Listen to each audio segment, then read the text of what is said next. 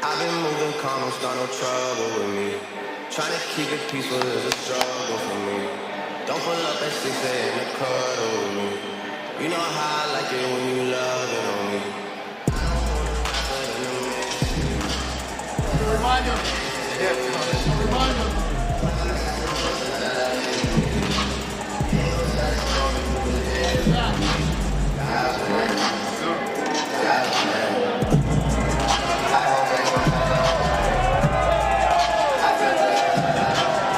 So here he is, folks, the UFC heavyweight champion, Francis Ngannou. Not a lot of points of comparison in the history of the UFC in terms of the fight-ending power of this man. He emerged from some very challenging formative years in Cameroon to become the best heavyweight in the world.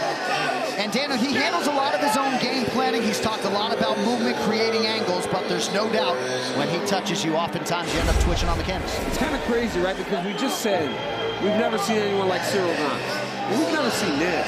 In a world where we've seen guys like Anthony Johnson, and so many, Chuck Liddell, so many big punchers, we've never seen a guy that when he touches you, it's almost like you've been shocked by electric. You start shaking in place.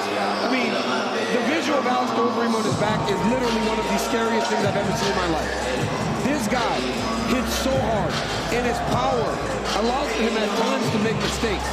Because him knocking out Jorginho Rogan strike was not technically sound. But when he goes downhill, there is no sight scarier than Francis Ngannou. Dude, he's a special talent. And when people see him, they know that they're viewing something special. Because you don't just walk down the street and see a Francis Ngannou. These guys are safe in places like this. It's like Brock Lesnar. He's in the main event all the time. Because they are main event guys, and they just inspire, and they're different. And that's why we all come here for this.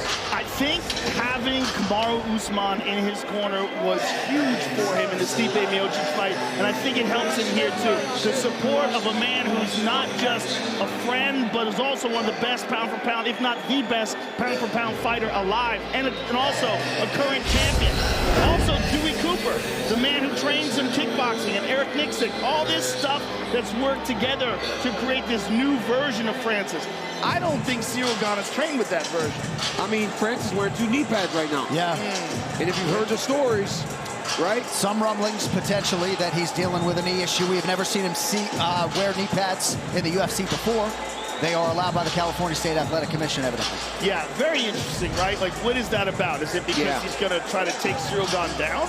Is it because he is having so many problems with his knees, they thought compression bands would help? Yeah. I mean, I don't necessarily think it's a good sign. Well, we have to read into everything, right? You read into everything. And when you see something different, you got to wonder why the difference. But I mean, this dude's a beast, man. Look at how big he is.